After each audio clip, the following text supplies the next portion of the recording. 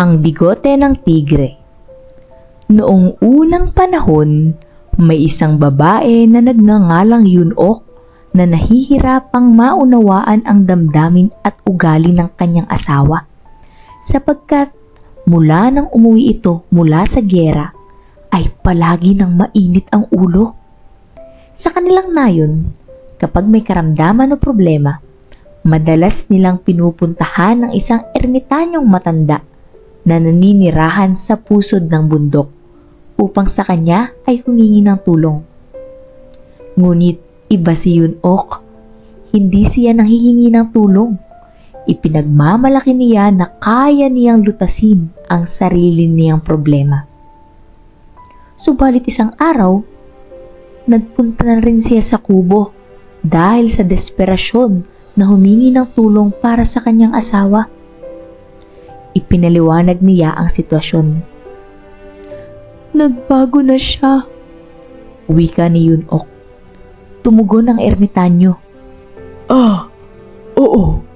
Madalas na ganoon kapag bumalik ang mga sundalo mula sa giyera.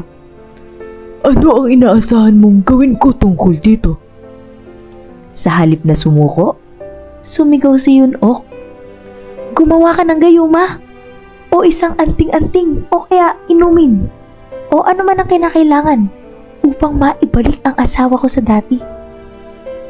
Ngunit sinabi ng matanda na kailangan niya ng isang kumo mula sa isang buhay na tigre upang magawa ang gayuma. Imposible ang pinagagawa mo sa akin. Hindi ko kayang lumapit sa tigre. Nanginginig na wika ni Yun-ok. Ngunit batid niya na hindi magagawa ang gayumang nais niya kung hindi siya susunod. Kaya bago sumikat ang araw, dahan-dahan siyang nagpunta at lumapit sa yungib kung saan naninirahan ng tigre. Araw-araw siyang nagiiwan ng mangkok na may sarsa ng karne at nagpakita ng tiyaga at mabuting intensyon. Ilang buwan ang lumipas at sa wakas, napansin niya ang ulo ng tigre na sumisilip na sa yungib. Unti-unti niyang nalapitan ito at sa kanyang pagkuskus, umunat ang bigote ng tigre.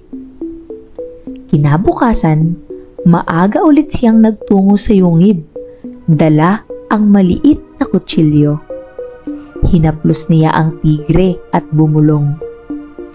O aking tigre, maaari ba akong magkaroon ng isa lamang sa iyong mga bigote?